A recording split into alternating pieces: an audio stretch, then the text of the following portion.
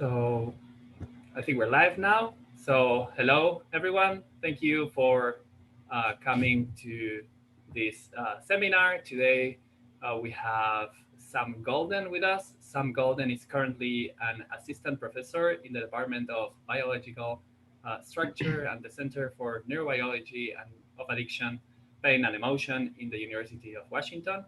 His lab's research is focused on identifying the neural mechanisms controlling motivated social behavior, with a special emphasis on the neural circuits underlying aggression, motivation, and reward. He has developed several paradigms of operant behavior in a social context, which many labs currently use, and he's also developed an automated pipeline for machine learning based classification of complex social behavior termed simple behavioral analysis, which is the focus of today's talk. I have to say I'm pretty excited about the topics and the discussions that we might have. So without further ado, I give you Sam Golden. Thank you, Matthias. I appreciate the introduction and the invitation. So this is sort of a new way of doing a presentation for me, so I'm excited to see how it goes. I'm told that people can post questions, which are going to get relayed to me, and please, feel free to do that. I'd really like this to be more of sort of an informal, discussion on the topic that people can be a part of and get their specific questions addressed, or at least thought about. So yeah, please do that. Let's get started. So I'm going to start with just sort of a high level pass on what SimBA is, or really what we hope SimBA will become, is a better way of putting it. I'm going to go through some specific use cases that have become pretty popular from SimBA. And then I'm also going to give an example of how we sort of tied these all together in a single project.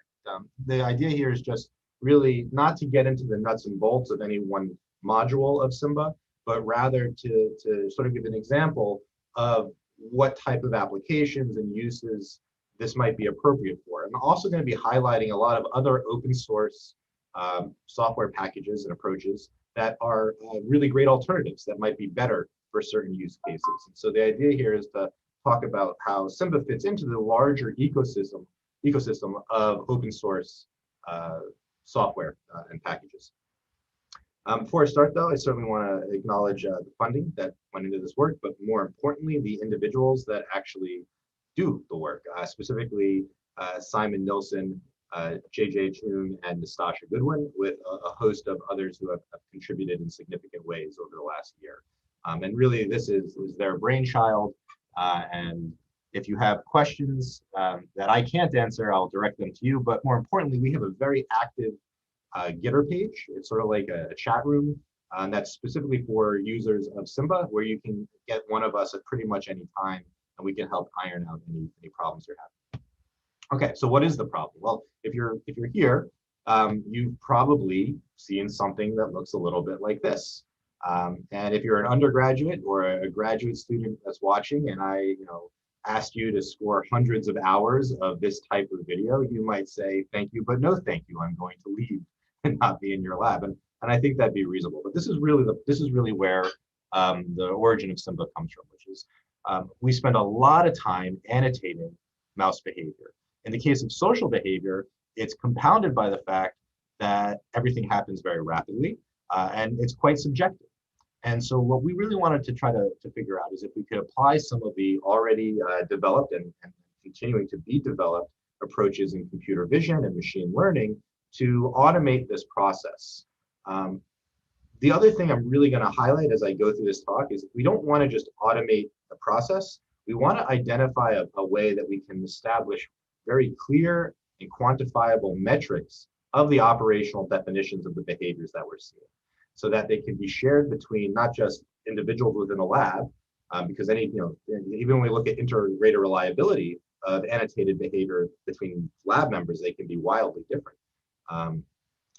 But also between labs, right? If I'm studying aggression and you're studying aggression, and we're doing pyrophotometry in the same brain region, but getting divergent signals, it might simply be because what we're defining our complex and complicated behavior as is not the same thing. We see this all the time. And if we have metrics, and I'll talk about that later, that we can use to directly define our operationalized definitions of these behaviors, hopefully we can get around that a little bit. Okay.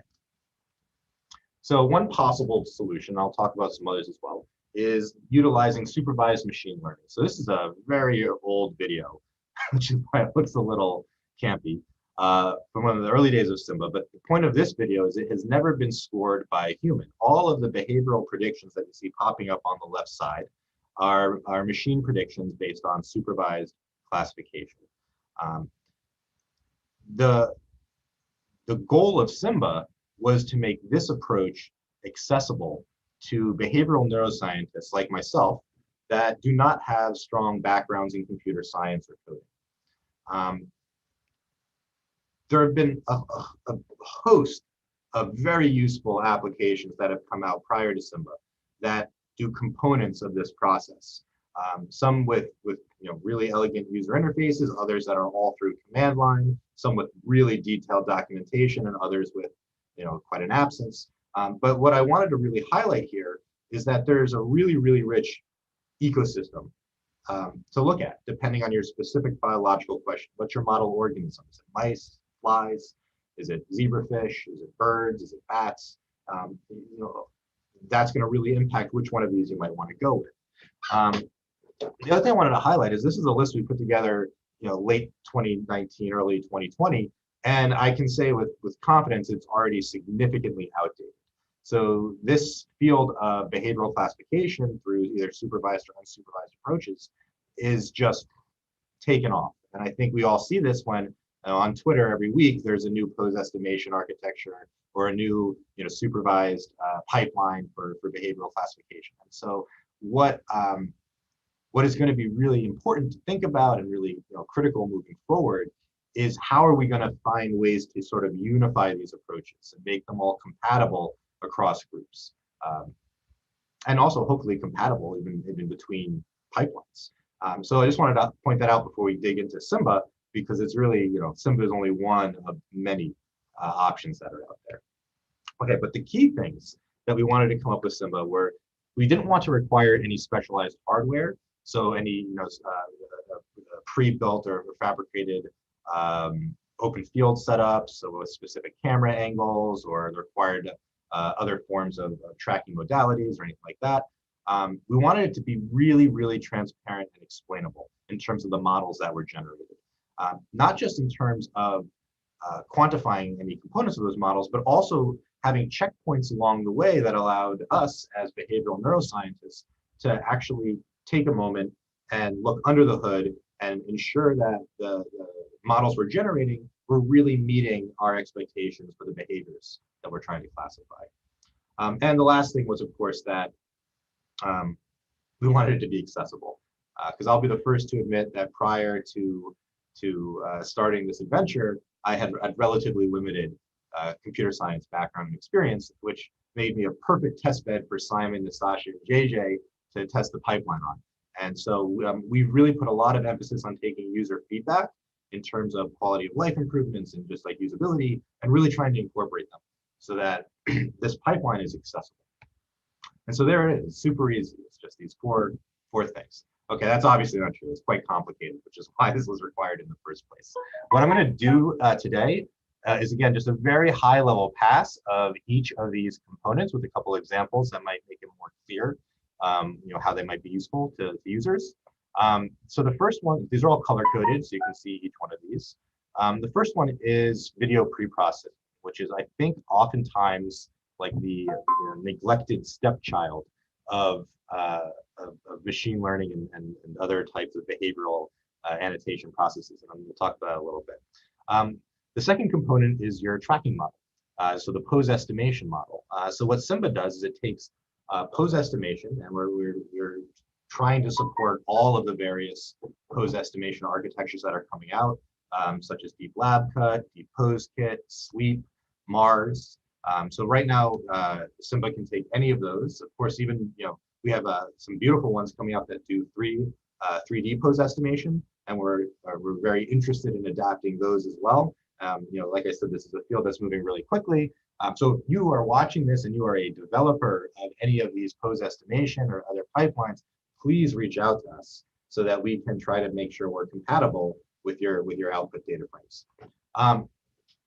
Originally, we allowed people to sort of generate pose estimation from within SimBA, but now these days, programs like Deep Lab Cut and Sleep have such really great user interfaces of their own.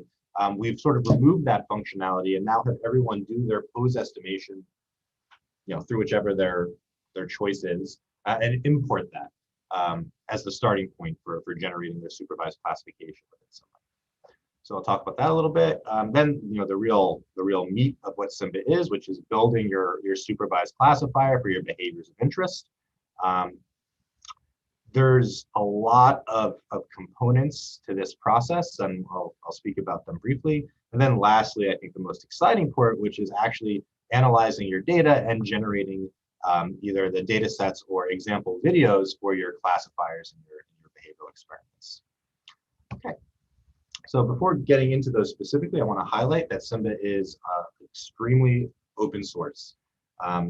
Every single classifier we used in the preprint, all the videos, all the annotated video, user annotated videos for when the behaviors were occurring, all of the pose estimation, everything is available through our Open Science Foundation repository, and you can go and check it out. And so hopefully this will make it a little easier if you're trying to run any of the tutorials that we've made available. There's a lot of documentation to support that. But I want to highlight this, I think, especially in this forum, because open source works. We made SimBA not because we were intending to publicly release it. We just, we're sitting down looking at what we wanted to do in the lab, and we realized that everyone in the lab wanted to use this pipeline, and not anyone, or most people in the lab didn't have experience with operating command line packages. And so we started, putting a GUI in and then showing it to friends, and then they said, oh, we want to use it, and then it just sort of snowballed from there. But within a year, we've had over 100,000 downloads of the main developmental branch, over 30 preprints or citations of the preprint, and a thriving community. And that only works because of open science and open source science. So, I think it was one of the best choices the lab could have made, was to go in that direction and become a part of this community. So I just wanted to point that out before we got into anything else. So those 4 phases of SimBA, each phase is driven through a graphical user interface. So everything can be done through very simple, essentially clicking or filling in of fields. There's no command line components. That said, because this is 100% open source, for people who do have some coding experience, we welcome you coming in and sort of going under the hood and playing around as well. So what do we mean by machine learning, right? By machine learning automated analysis? Well, in the case of supervised analysis, this is really a pretty straightforward process. First, we have our video, right, of whatever our mice are doing, or it doesn't have to be mice. We have a bunch of different model organisms that people are using this with. Then you perform pose estimation. Like I said, it doesn't really matter which one, as long as we support it. We are doing our best to support all of the ones that are coming out. Deep Lab Cut is phenomenal, has a really great user interface, and very actively developed. Sleep, very similar, very actively developed, fantastic user interface. So these are worth checking out. We take the pose estimation. What we're not interested in from this pose estimation is the X and Y coordinates of any given feature that's being tracked, like the nose or the tail or whatever. We're interested in the relationships between those different points. So what is the distance between the nose of mouse 1 and the nose of mouse 2? What's the difference between the body length of mouse 1 and mouse 2? Things of that nature. And what we do is we generate a feature list. In this case, for our social behavior, it's about 600 or so features of all of these relationships that we can identify within this, from this pose estimation data. Depending on the behavior of interest, we have within SimBA a couple options for what these feature lists might have, but we've also tried to make it really easy to generate your own feature lists, because we can't anticipate what behaviors people are doing, even what animals they're using. And so this is a really critical component. But the point is, once you've done that, on every single frame of your video, using various rolling windows as well for looking at different time scales, these features are again going to be used in random forest classifications to identify if your behavior is present or absent.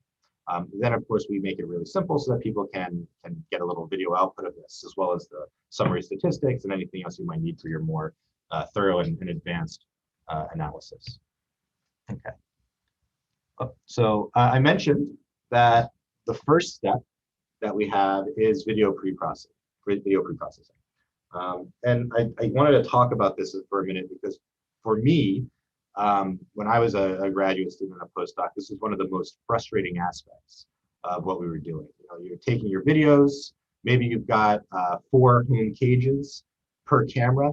So you've got 4 animals within one frame, or maybe you have a very enthusiastic undergrad helper whose hands are constantly coming in and out of the video's point of view. And the point is, especially with pose estimation and machine learning approaches to pose detection, all of those little things can really throw off the tracking.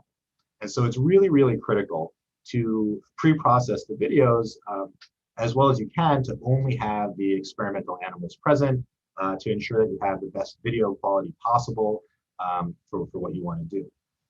And there really isn't a very easy way to do that, we found, without purchasing really expensive commercial software. So what we built into SimBA, and this is all before we're doing any pose estimation or anything like that, are a series of guided tools that allow you to pre-process your videos however you want. So we can trim them, we can crop them, you can even downsample them, because as we've found, oftentimes it's the computational expense of using really high frame rate or really high resolution videos is not worth the cost, and we want to downsample to something that gives us the same this is the same analytical capability but much faster.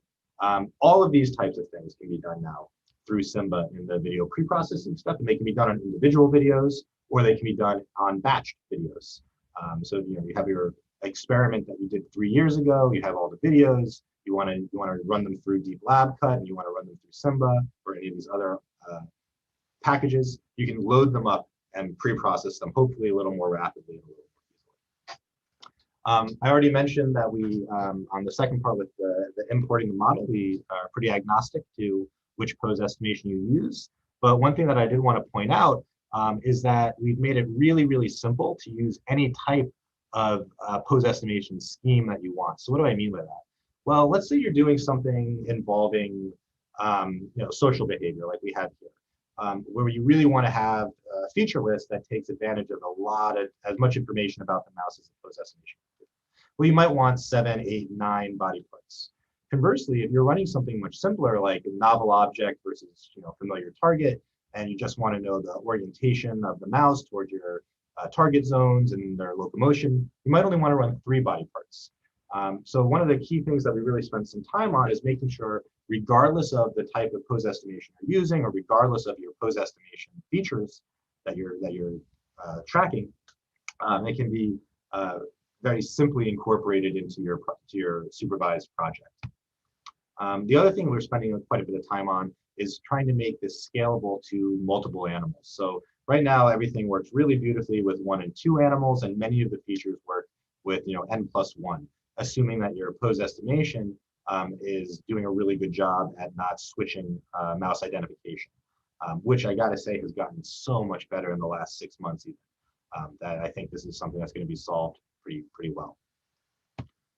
Okay, so moving forward from that, we've covered the pre-processing, or what the concept is there, what to think about in terms of your pose estimation that you're importing into SimBA, and now we can talk about building the actual classifiers. So everything is done again through a user interface. The first thing that we tend to do when we start one of our projects after importing the pose estimation is run a series of outlier correction filters. So this is less critical when you only have 1 animal in your field of view. But when you have multiple animals in your field of view, and certain features might be inaccurately attributed to mouse 1 or mouse 2, it's really, that can really mess with your classifiers, how good your classifier is going to be. And so we run some filters based on various features that correct for those outliers between animals.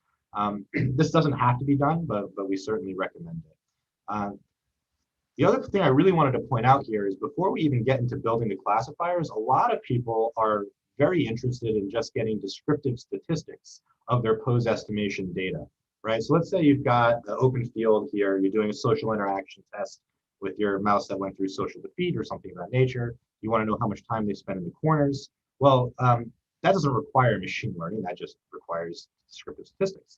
SimBA also allows you to stop right before running your supervised classification and just get all of the descriptive statistics associated with what you're tracking in your videos.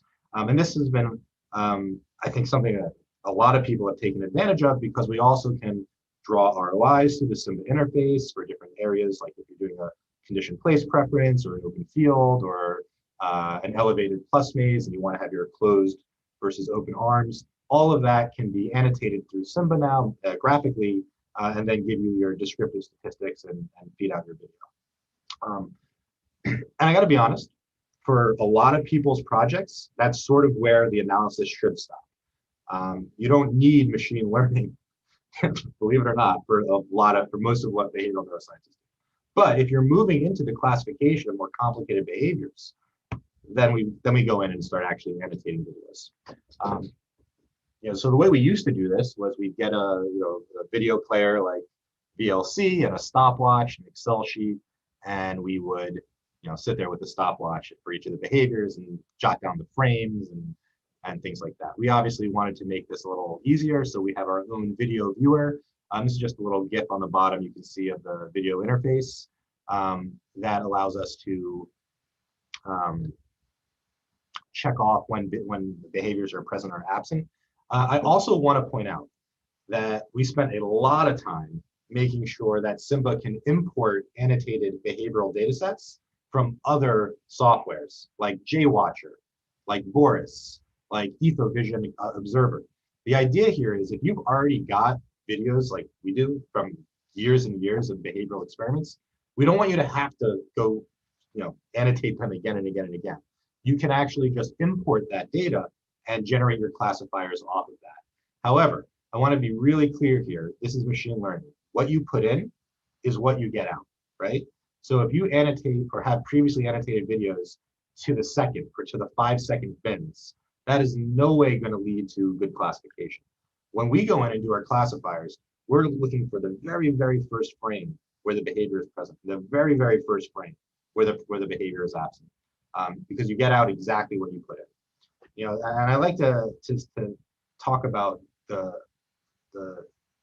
situation of bias that sort of comes up here, because since we're using supervised classification, we're certainly entering any of our own biases into how we're observing these behaviors or how we're defining these behaviors into their operational definition as well. There's a classic example of this, that not for supervised, but for unsupervised, where a lot of time has been spent trying to develop computer vision approaches to identifying pets, right? Everyone, you can buy your security camera now and it can tell when it's a raccoon or a cat in the field of view. So an earlier study was done to look at dogs versus wolves, which humans can pretty much determine right away, but which are really similar, right, in how they look. And so people wanted to know if computers could do this. And so they put it through some unsupervised analysis and were blown away with the accuracy at which these algorithms could identify dog versus wolf. And so they want to understand how and why. And of course, the problem with a caveat to unsupervised analysis is whatever happens in those hidden layers is hidden. We don't really know what they're doing. But what they were able to identify was that the reason these predictions were being made so well is that all of the example pictures, training pictures of the wolves had snow in the background. And the computer was really, really good at figuring out when there was snow in the background. This is the type of bias that we can accidentally also put into our classifiers. And so you really do want to think about and sit down and have multiple individuals who are experts at the behaviors of interest contribute to the development and execution of these classifiers. Okay. I'm also, I think I went through most of the stuff I wanted to talk about here. I think we should also mention we have pseudo-labeling of behaviors that allows you to more rapidly annotate videos that you haven't already previously annotated. In this case, what it allows us to do through a sort of intuitive interactive interface is really rapidly skip ahead to the next best predicted instance of your behavior in a video that you can then label as yes or no. So you don't have to just sort of look through it slowly. You can create a classifier really rapidly, find the things that are most likely in your video to be the behavior, and just zoom up to them and then say yes or no and so on. And that allows you to much more rapidly annotate a video than just working through the whole thing from scratch. Okay, so there was a question. Would this work in real time? I'm going to come back to that, but the answer is yes. We currently have a version of SimBA that does real-time classification, a supervised classification for closed-loop optogenetic studies. It works pretty nicely, although it's still very, very much in its beta early stages. I'm also going to point out there are other really beautiful platforms like DeepLab Stream, which provide that type of live classification using SimBA classifiers as well. So that's a really active area. Everything we're talking about today on a more basic level is for post hoc analysis of videos that you've already recorded. But yeah, we definitely can do this in real time now. So DeepLab Stream sort of uses their own real-time pose estimation. SimBA uses DLC Live, which has been just an absolutely a game changer in terms of how we can do pose estimation. Now, you got me on a tangent, but I'm going to talk about it. Since it's live, one of the problems with that is scalability, right? Everything we're doing here requires a GPU to do this, and that's because these are all GPU accelerated. But if you want to do this in real time, you need a dedicated computer that's available as well.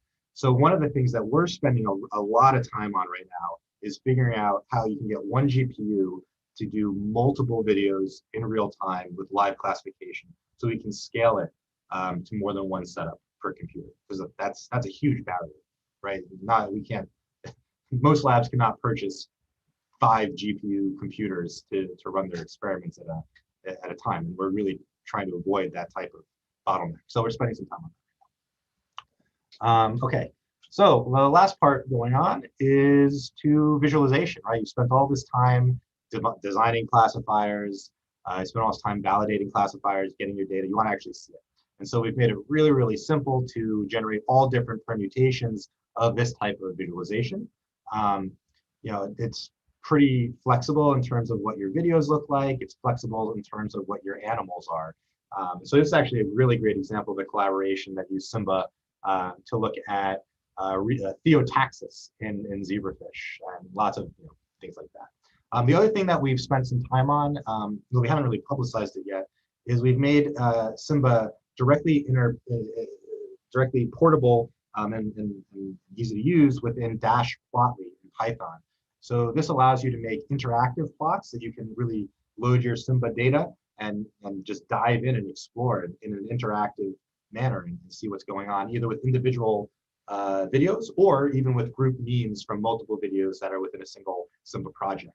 And so that's been very exciting. There's great documentation on that. We just haven't really told anyone about it yet. So now you are some of the first to know. Okay, so moving forward, everything I just talked about was for the purpose of behaviors that you already understand. When we start studying aggression, we're building on the shoulders of 150 years of scientists who have been staring at mice fighting. We know what aggression looks like. So we can design supervised classifiers that capture those behaviors really beautifully. But what we don't really know what are the innate and latent motifs that make up these more complicated behaviors, right?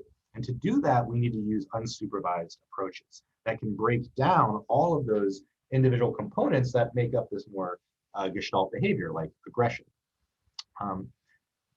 So with SimBA, we get our beautiful classifications.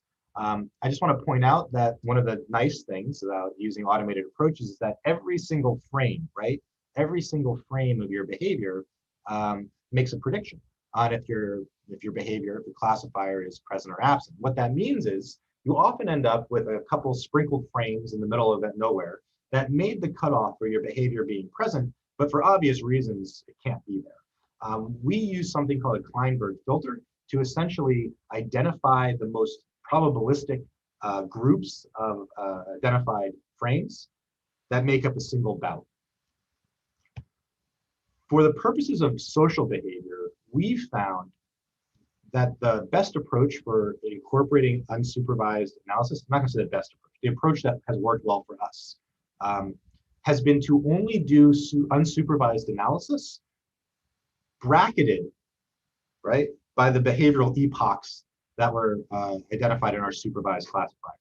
So what I mean by that is if we have 5 minutes of resident intruder video, there might only be, 10, maybe a really aggressive animal, 30 seconds of aggression.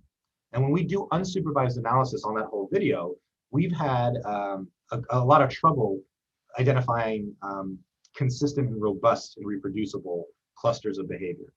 Of course, we're not experts on this, and I'm sure someone else is going to crack that beautifully. In the meantime, what we've done is to sort of get rid of the stuff that we're not interested in, is we only run unsupervised, again, bound by these supervised epochs. What we've built into SimBA, because we wanted to make it really easy to go from our SimBA data sets, right, that are finalized, right, and just with a click of a button, port them over into the unsupervised analysis, is using UMAP for dimensionality reduction and HDB scan for identifying the clusters within that reduced data set. I'll talk about this in a moment. We've tried to make SimBA really flexible so that for the most common forms of dimensionality reduction or clustering, you can sort of pick whichever algorithm you want to use and also then modify the hyperparameters that you want. Once we have our clusters, we've also found that at least within the context of social behavior, because things are so fast and so much is going on, we've had a lot of trouble trying to just manually, once we look at the video clips of the clusters that we've identified, of manually attributing them a name, right? Like, we look at it by eye, they all look very similar. How can we actually identify what the computer has decided is different about these groups? Well, our approach to getting around that has been to take those unsupervised clusters from HDB scan and derive a new supervised classification for each of those clusters. Because when we do that, we can take advantage of the explainability of supervised approaches to understand what features are driving the differences between those different clusters. And I'll show an example of that in a moment. So our pipeline for unsupervised classification within SimBA is, you create your data set. This is done from your SimBA analysis. We're also going to make it, we haven't done it yet, but we would like to make it so you can just, start from scratch. But our purpose has always been to take advantage of SimBA. We then perform dimensionality reduction, clustering, visualization, and of course, training your final model. Everything is done through a GUI. Everything, allows you to look through the associated documentation, which is very, very detailed on our website to figure out what you want to do. And then by the end, you're able to also generate your visualizations of each of the clusters you've identified, either with the skeletons or with the actual videos themselves. We're toying around with the idea of creating some better visualization options, but we're not sure if that's going to happen. The thing I really want to point out with our unsupervised approach is there are other open source unsupervised pipelines that are amazing. I want to highlight ones like B-Side, Vein. I didn't list it here, but Deep Ethogram, which doesn't use pose estimation, but uses a different approach for computer vision to make some classifications. All of these are available. And I strongly suggest that if you're going to go this route, you try several and you look into them. They build off of each other and they all have their pros and cons. SimBA is certainly no different. So what we're doing right now is, what we're trying to do right now is make it so that in this data set creation phase, when we're taking our SimBA supervised data set, we're trying to make it so you can export it directly to a data frame that's compatible with these other unsupervised packages. And we're definitely, when we do our next release, we'll have some of them in there. If you are a developer of any of these and you want to help us with this process, please reach out, because we're finding it somewhat challenging sometimes to figure out the appropriate way to do it. But that's the goal, right? Because I don't think that what we're doing with SimBA is making it accessible, but we're not pushing the envelope in terms of developing new unsupervised approaches like these other developers. And so we want to make sure that we can get the best of both worlds and make it easy for people to try all of it, essentially. Okay, so the last thing I wanted to talk about in the time that I have left is what do we do with all of this stuff, right? So we've got our automated classification. We've identified some unique behavioral repertoires, but we want to be able to describe these in a way that is more than just a video clip that someone can compare with their own video clip. We want quantifiable metrics for both supervised and unsupervised classifiers. And the problem really comes down to this. You and I look at aggression. I'm using aggression because it's it's what our lab is into, but you can use whatever behavior you want. And you've got two people. You've got Matthias and you've got me. We're looking at aggression. And I might be looking at the intruder velocity and the intruder shape, and that might be really what I'm queuing in on to say that, yeah, aggression is occurring or not occurring. For Matthias, it's a no-brainer. It's the distance between their heads. That's really the most important thing. And the problem here is if we're developing these classifiers using different underlying operational definitions or queuing in on different features, that's going to obviously result in classifiers that are quite different. And that's okay, because everyone has their favorite behaviors, right? I'm just showing some that we really like here. I don't expect you to read it. The point is just to say, these are a lot of different behaviors that have similarities and differences, and we want to be able to quantitatively identify what's different between those and what's different between how different people rate them. And so to do that, we've built in some fairly basic features into SimBA that allow you to look at things right off the bat, like learning curves, like permutation importances, just basic things that allow you to identify which features between individual raters or between individual classifiers are being used the most heavily to define a behavior. But we wanted to go a little further. What we really wanted to be able to do is very explicitly provide a simple number that tells us how important any of the features that are being used within a model are relative to all of the other features. And thankfully, there's a really, really much larger field of machine learning explainability than what we have in behavioral neuroscience already out there. And a group has developed something called Shapley additive explanations, which is a game theory approach to essentially identifying how much predictive power any one feature in a supervised or unsupervised, well, in a supervised model provide to the overall predictive power of that model. I'm going to talk about that a little more.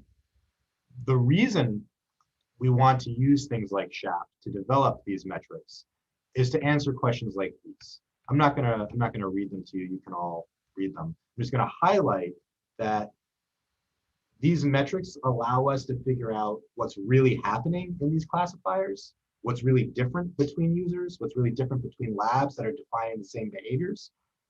But they provide these metrics in a very easy to understand and very easy to share manner, right? And that's the goal here.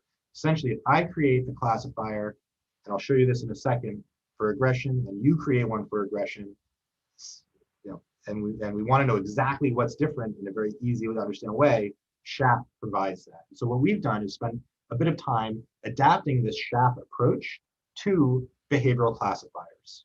And this is one example. I'm sure there are others out there that are probably also very good, but this one has become, in our opinion, SHAP has become a standard in the field of machine learning, and we wanted to bring that into behavioral neuroscience, essentially.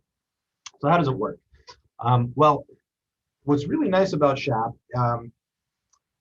first how it works. So the basic idea here is all of the features. Remember that when we were showing you those 4 videos next to each other, and we saw that green text of all of the features that were being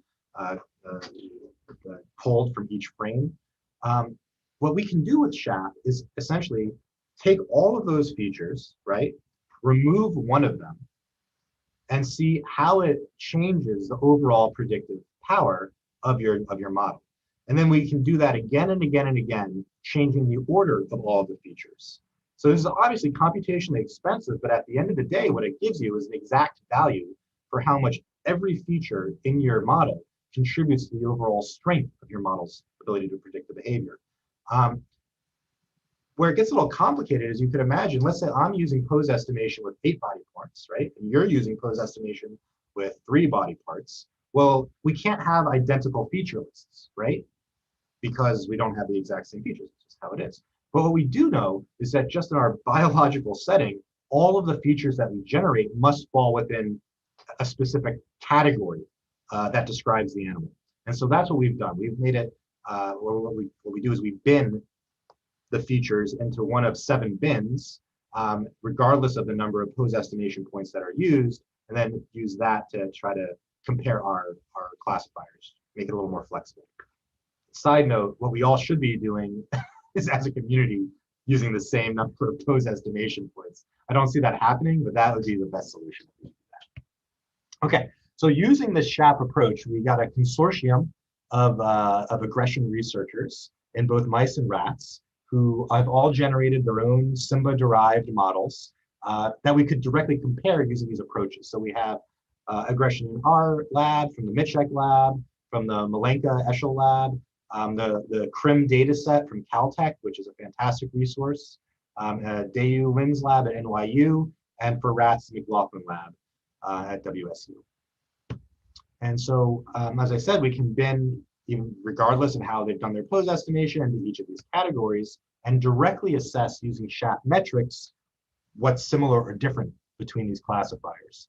So I'm going to point out, for the most part, aggression is aggression, right? Nothing really strikes us as being terribly different. However, what's going on at Stanford? What are they doing wrong? They're doing nothing wrong.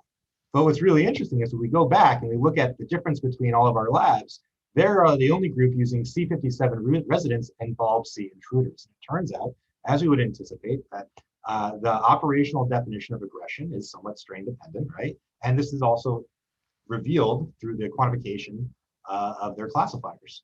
And so this makes sense, right? And so we can begin to see right off the bat how this type of approach that gives us really clear metrics on the features that are being used in our models can be used to do all sorts of comparisons that are really exciting. And here's just a more detailed example, looking at some specific features between these groups of where their classifiers fall. So, for example, looking at the total movement of the resident intruder over a 500 millisecond moving window, NYU very strongly looks at that. Stanford with their different inbred lines tends not to use that as much. And so we can reveal all of these different components. So with that, I'm just going to give a really, really quick example of how we can tie all of this together from start to finish in one type of biological question. And in this case, looking at sex differences, or sex as a biological variable in aggression. This is a collaboration between Nastasha in my lab and Emily Newman when she was in Klaus Mitchek's lab that has allowed us to directly compare male and female aggression in chronic social defeat stress models. Again, these were some of the classifiers that we're using. They're not important to this purpose, but just highlighting that. And here are the really standard type of descriptive statistics that you would get following a SimBA analysis that we're all used to. You get the total attack duration, the number of attack bouts, everything else. We've also done some other stuff I'm not going to talk about right now, looking at different ratios of these behaviors between residents and intruders, as well as the conditional probabilities, essentially that one type of behavior leads to another. These are all actually built into SimBA. We use them all the time, and we thought, why not just make it a button click? But so these types of more interesting analyses for social behavior, are just sort of built in right now. But like I said, you wanted to look at our unsupervised pipeline. So the first thing I want to point out when we do this between male and female mice, as you would anticipate, just looking at all of the classifiers that are some of the classifiers that we're using, some of them between male and females look really, really similar. Allogrooming, anogenital sniffing, no real divergence in how they appear. However, other behaviors like attack and pursuit, or active versus passive coping strategies on the part of the intruders are heavily divergent based on sex. I'm not showing it here, but a critical thing to do when you're doing these unsupervised analyses is you need to normalize your data sets to remove all the really obvious differences, right? So male mice are bigger than female mice, which means if you don't normalize your feature list for size, that you're using, everything just splits based on the size of the animals. So these are the type of things you need to be thinking about when doing these types of analyses. When we normalize for anything that would obviously split the groups, we can see that the behaviors themselves, as identified through unsupervised approaches, in the case of attack, for example, diverge significantly. So what does that really mean? Why do they diverge? So when we dig in and look now just at the attack motifs that are being used by male and female mice, we can see that male mice use two distinct clusters very repeatedly during chronic social defeat stress. One which we term a pursuit attack, and another which we term an attack with lateral threat display. So one basically where they're going for the rear flank and pursuing the animal, whether they're trying to get away or not, and the other where they sort of square up and they sort of box them. Females, on the other hand, have three main motifs that are quite different. They have one with sort of robust bites to the front of their intruder, another with many quick but more subtle bites, and then they have a third cluster which looks more similar to the pursuit attacks that we see in males. We throw these clusters, for example, back into our supervised classifier, right? Because then we can get these lists. So here are the 6 most important features in males and females, as an example, that delineate cluster 1 from cluster 2, or cluster 1 from 2 and 3. And we can actually see what's driving, without having to manually look at all the video clips, what's driving the differences in these groups. So for example, the CD1's nose movement, the overall body part movements, these are the things that seem to be delineating most strongly in the male aggression in these different attack clusters. If we want to actually see what these look like, we can look at the wireframe and videos next to each other. Of course, here slowed down somewhat significantly to see what's really going on. So what we're doing, right? So now what we want to know is, are there different neural signatures of these different types of attack that are occurring within chronic social defeat stress? And these are the type of questions that we could never answer before, obviously, right? That would have been impossible. But now we're beginning to really try to resolve those. Okay, last thing I wanted to point out is we get all of the behaviors, right, in these data sets, and now we can relate them to each other temporally. So what type of attack cluster leads to what type of coping behavior? I didn't show the coping data here, but you can imagine that all the data we're getting on the intruders, we're also getting on the residents, because everything's getting scored. And so we can look at active versus passive coping behaviors, and we can see the relationship. I'm not going to explain this, because honestly, it confuses the heck out of me, even to try to do this. But one thing that we really enjoyed adapting are these forward spike time tiling coefficients developed by in Lean 2019 by the Curly lab, which allow us to, in a more simplified but equally analytically thorough way, look at the relationship between the different clusters or supervised behaviors that we're looking at. Lastly, we can take all of those unsupervised clusters, right? And since we've created supervised classifiers for them, we can run them through Shapley. And this allows us, for example, here in males and females, to look at what's different between cluster 1 and cluster 2, or cluster 1, cluster 2, cluster 3 in the females, and really understand the features that are driving those differences. So my hope is, originally when we looked at this video, right, if you were like me, you scored the number of attacks, maybe the total attack duration, maybe the latency to attack, and we missed everything else: lateral threat displays, approaches, withdrawals, severity, or different types of attacks. And my hope now is that we can begin to really appreciate the more in-depth spectrum of complex social behaviors, or whatever behaviors you're interested in, are actually occurring. And with the tools like these, we can start to really understand them. I'm going to close by, again, highlighting how there are a lot of different approaches that can be utilized, whether for pose estimation, whether for supervised machine learning, whether for unsupervised machine learning. And this is a really active area of development. And the more the merrier, right? This open source approach and open source community only has taken off in the way it has in the last couple of years, and undoubtedly will continue to do so because of this open source movement. And so I just want to highlight here, this is just something that came to mind, while I was thinking about this. You saw from the earlier table, there are many more. But if these are approaches that you're interested in using, I strongly suggest you take the time to read about a few of them and not just pick any one, because they all have great strengths and caveats to their use. Okay, with that, I just again want to really thank the portion of our lab who have been developing SimBA, and I guess we can take questions if there are any.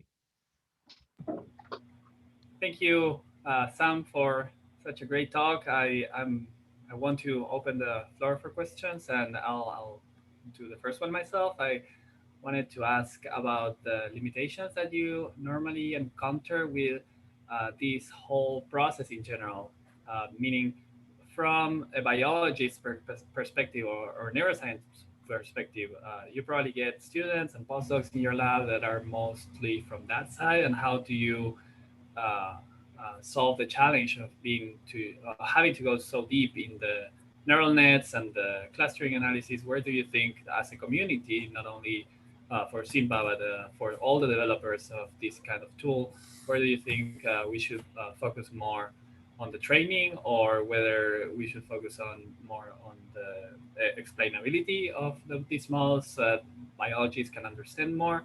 Because at the end of the day, as you said, we want to not lose all the things and not to go back to just counting the number of bytes and being able to get biologically meaningful data out of all these models.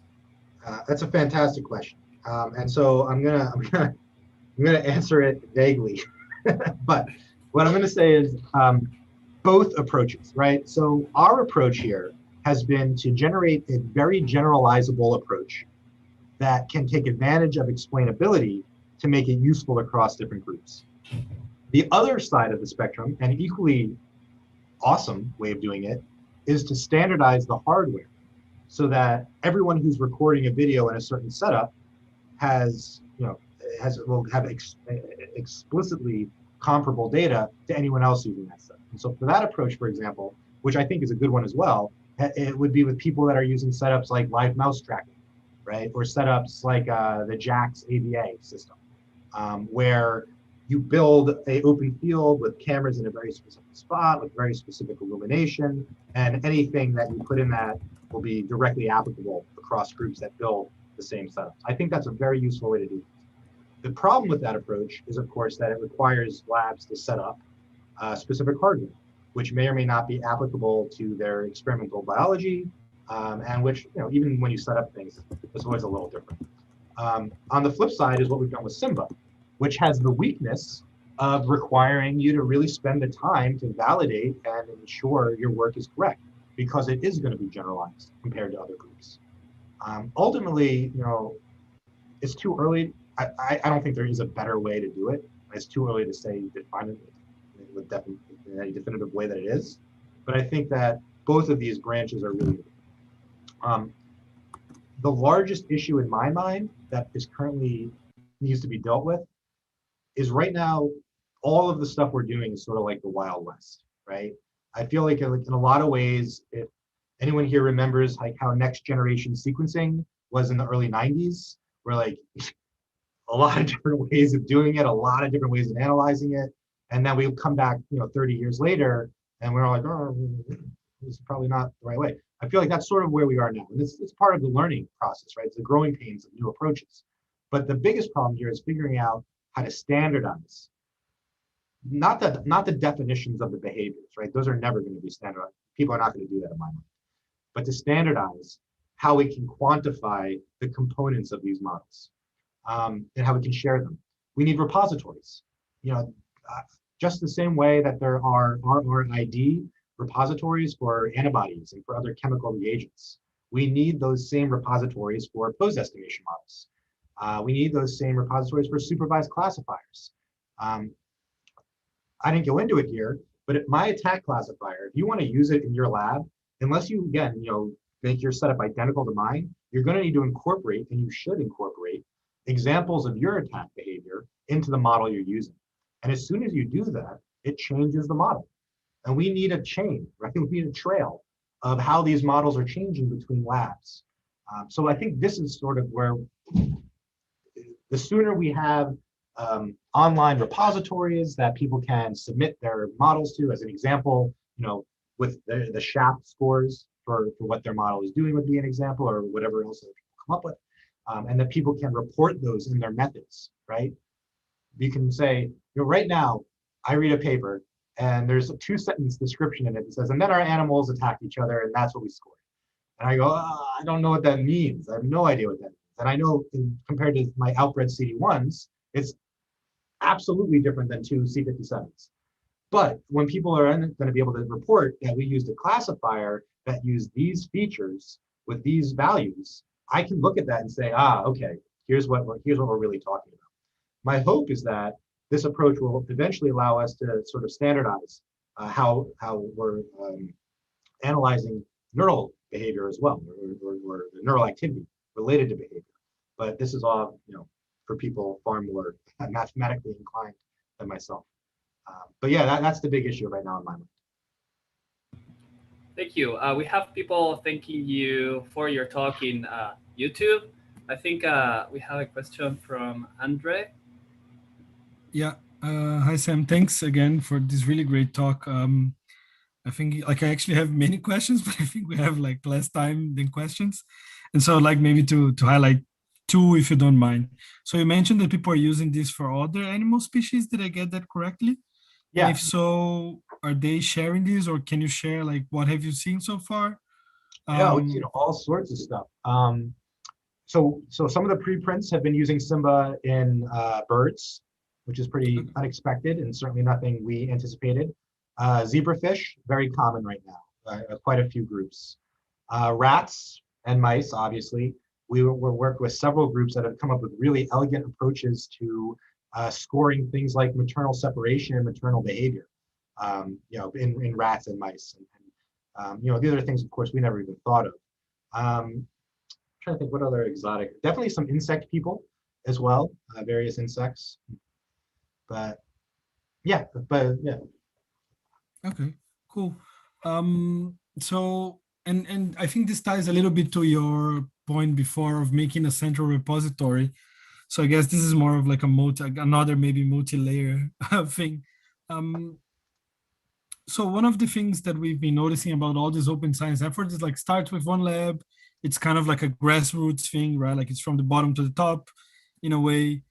Do you think it would be useful for all of these projects that you mentioned, to come together and come to one grading, to somewhere, right? Like a grading agency or a bigger university somewhere, or a university, and say, look, we want some funds because we want to hire people to build a database of all of these tools, and we want to have a top-down approach where we're gonna meaningfully make this a long-lasting thing, and then incorporate different animal models and so on. I think you should suggest that to everyone who will listen, frankly. So absolutely. I've taken a lot of inspiration from the International Brain Lab, which I'm in no way associated with, but which I've read about quite a bit. And their approach to creating a funding mechanism for many labs around the world to tackle a method and an approach to neural recording. And there's head fix, but that type of system, I think, is exactly the type of mechanism that would prevent and circumvent a fracturing of the field, which will happen and is needed because we need everyone to try different things, but we need them to come back together in a way that non-developers will know what the heck to do. I agree completely. There are very limited funding mechanisms for this type of approach, and we've had very little success using traditional funding mechanisms. I'm also very new. Our labs only existed a little over 2 years, so I don't have a lot of push when it comes to these type of things. But we've looked into CZI and their open data, which has supported groups like Deep Lab Cut and supported a lot of other like NumPy and a lot of other much larger, more basic computational tools. And we're looking into this. So we've talked a lot with the people at JAX, the Vivek Lab, to think about these types of approaches as well. But yeah, ultimately, I think that'd be a fantastic approach if we had like a brain initiative, computational neuroethology branch that could work towards bring everyone into a more unified pipeline rather than just exploring everything that's out there. It'd be great. It'll be fantastic, but I'm not aware of it at this time. Okay, thanks. Matti, do you know if there are more questions from other people? I don't want to hog all the time or like keep asking questions. I think we people in the YouTube chat are normally shy. They're just thanking for the talk. Maybe if you want to ask one more question before we end. Okay, so I do actually have one more question before we end, which is you mentioned that like the computational needed for a lot of this stuff is not easy to scale for a lot of the labs, right? Yeah. And so I was wondering if you guys thought about, I mean, you probably thought about this, but using things like OpenMV, which is this little camera that you can write Python code to do, feature extraction and machine vision sort of stuff directly like close to the camera, so to say, instead of recording things and then doing the extraction. Is this something that could work for this issue of like computational power, kind of like do this very close to the camera, so to say? Yeah, no, that's a great idea. We've looked at some of the really amazing hardware tools like Autopilot, which is a Raspberry Pi parallelized approach to running behavioral hardware. We've looked at a lot of like out of the Open UCLA group with their Miniscope and their cameras that they've developed. That's definitely a direction we want to go. The problem right now is a lot of times if we discard the video, right, which is that's really the bottleneck, right? And we're looking just at the pose estimation, we have no idea what we're looking at. Like we can't define we can't go back and validate any of the clusters that are being identified in a meaningful way. There probably will be a point, I hope there'll be a point where our classification is so good once we've got it set up that we're cool with that. And then yeah, we could move to a situation where we do live estimation and live classification in real time, and that will scale nicely. But I'm not sure we're there yet. The other problem is most of the pose estimation architectures that are out there that are live still are very computationally intensive. If you want to use true pose estimation, if you want to use pseudo pose estimation with contrast-based features like the oval of the mouse or something like that, then I think it becomes much less computationally intensive. But you also might not be able to resolve many of the behaviors that people want. Right? We want to get away from things that are just like locomotion and rearing. Right? We want to get into more complicated things, and that does unfortunately require these really great tools, which I don't think are computationally. I don't think that's been cracked yet. I'm sure people are working on it. Okay. This is sort of where we are. Great, thanks. Yeah, looking forward for the new generation of nets and maybe even hardware that can help us get there. So I want to thank Sam for this presentation. I want to thank everyone who's been live on YouTube. And if you're watching this later in YouTube, thank you also for watching.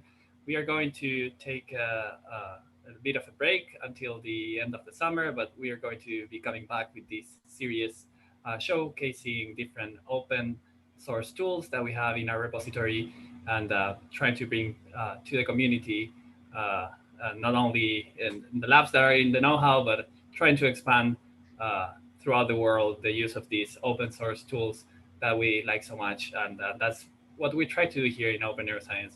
So thank you again, Sam, for being with us today. And thank you all for watching. And thank you for the invitation.